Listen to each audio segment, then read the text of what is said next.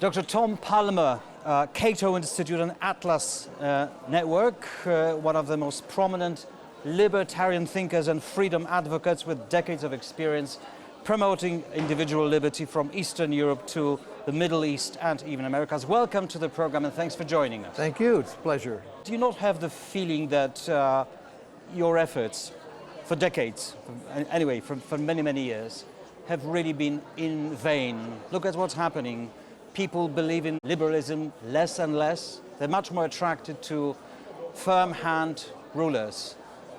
It must be sad for you to see it. Well, there is some sadness, but I believe that we have a moral obligation to be optimistic, realistic optimists.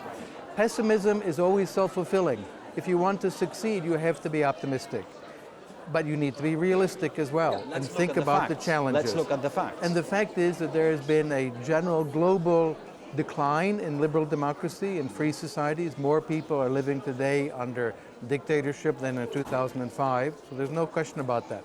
Of course, compared to 1988, big peak, but then it peaked in 2005 and it's been going down. We need to combat that. It's not inevitable, in my opinion. And we've seen a number of countries turn the tide on that. Poland is one. I think it's a very important story here to restore a pluralistic, free, and open society.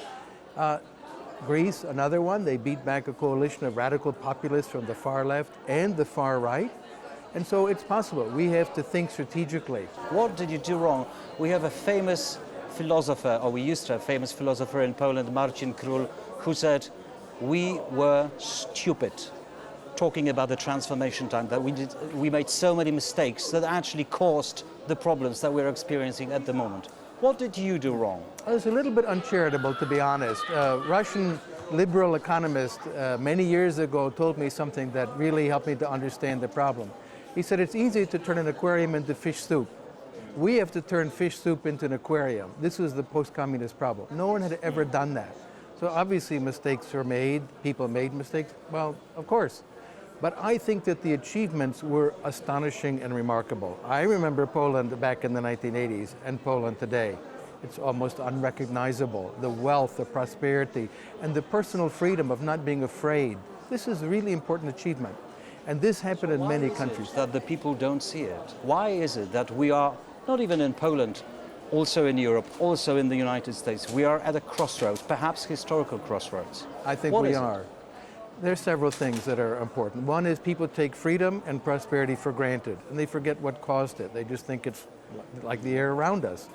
And we've seen lots of countries have lost their freedom and they lose their prosperity. Look at what happened in Argentina when they adopted fascist policies, and of course Eastern Europe and communism.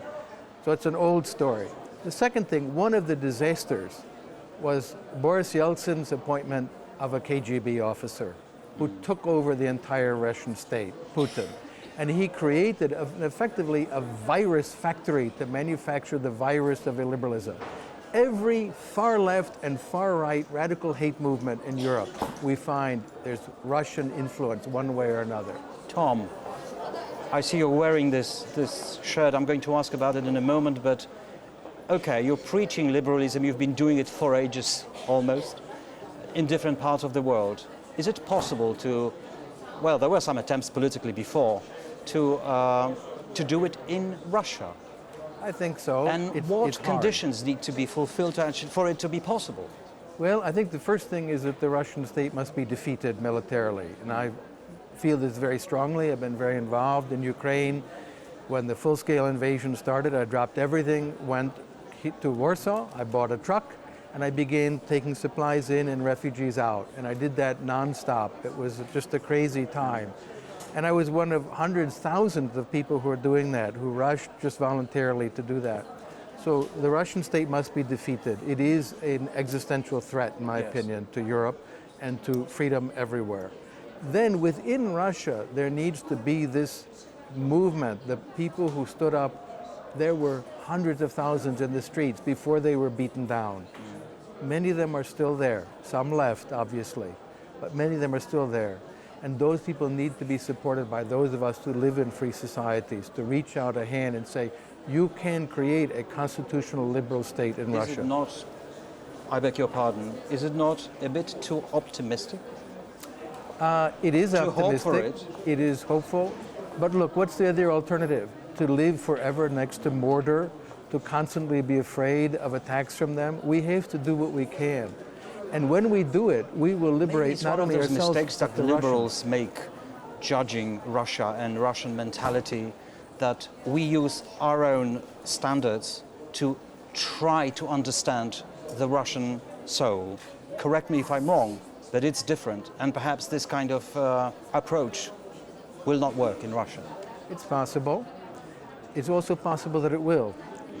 I'm betting on the second, but I'm betting on a very, very long struggle, possibly going beyond my lifetime.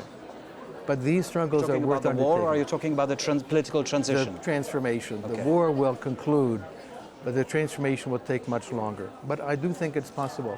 Every nation has at least two histories, a history of power, domination, and violence, but also a history of freedom. So think about Novgorod in Russia. It was a free city, a Hanseatic city. They had an elected prince. They had a popular assembly. They voted on laws, but they were conquered by Ivan III and exterminated by Ivan IV. They killed every living thing in Novgorod. But there was a spirit of freedom in Russia as well, and that needs to be revived. The coals have to be blown on to make them hot again. Right now in Ukraine, the reason why the Russian state wants to exterminate Ukraine, they cannot tolerate the existence of a Slavic, free, democratic country on their borders. That's what they find threatening to the ruling elite in Russia. They view Ukraine as an existential threat, not militarily. It's not going to, no one wanted to invade Russia.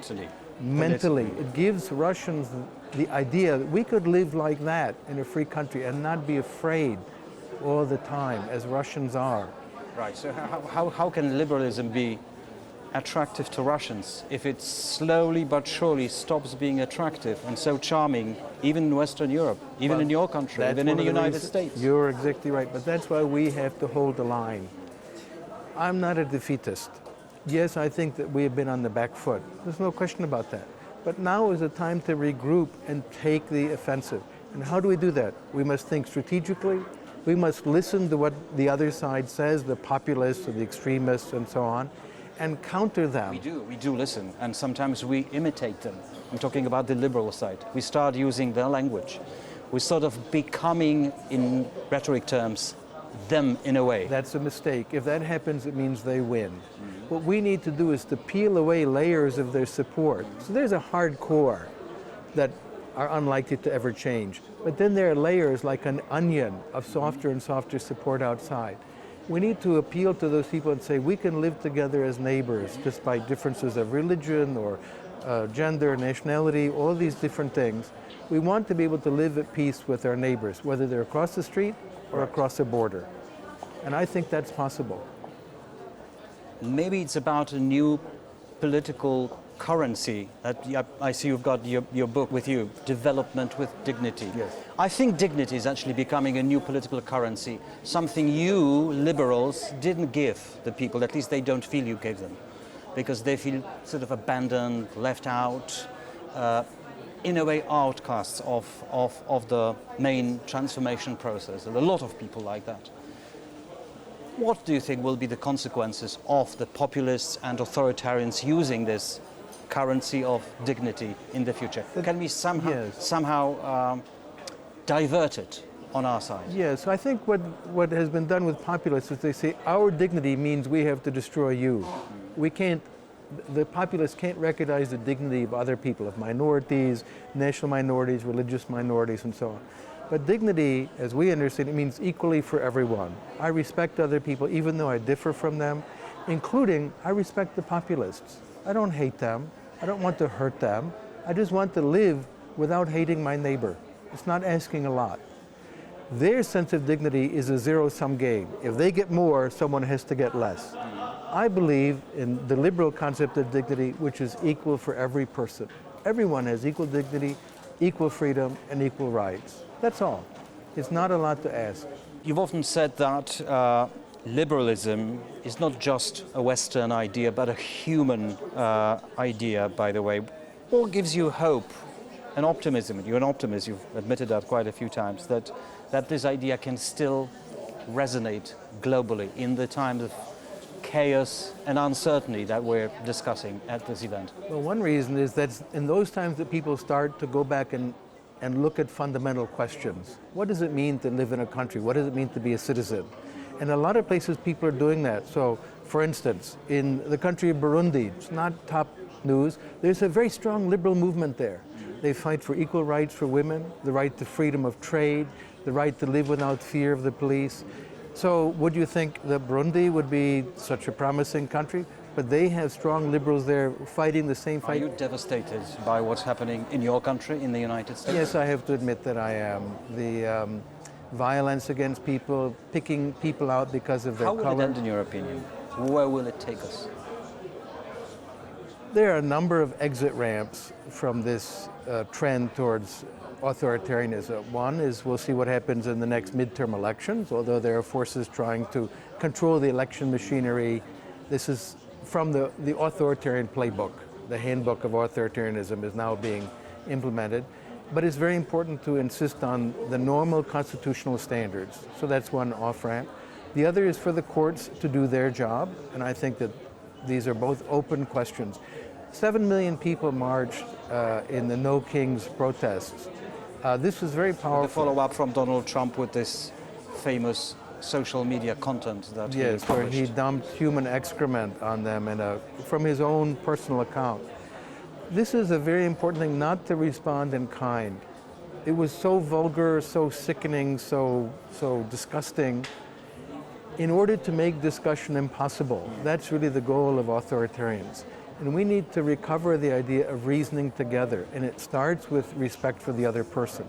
And I think it's very important when confronted by a populist movement, not to hate them back, to show them respect, to listen to them and address their arguments, because you can peel away enough to create a majority for liberty. You're wearing this shirt, it's an Ukrainian shirt, and it's got a message, doesn't it? What is it? It does. In my opinion, the Ukrainian people are now fighting for the freedom of everybody. They're fighting for the freedom of Polish people, of Europeans, Americans, everyone. That the military battle line between freedom and tyranny runs through Ukraine. The intellectual, the moral, the political battleground is in every country, and we need to fight it there. But I support Ukraine personally. I've delivered a lot of supplies there on my own time. I brought refugees out. This is very important to me. And I think it's particularly powerful that the Polish people stood up for their neighbors. And I'm really inspired by that. The Polish slogan, "For our freedom and yours," has been made reality in Polish support for Ukraine. TomPalmer, thank you very much. Thank you.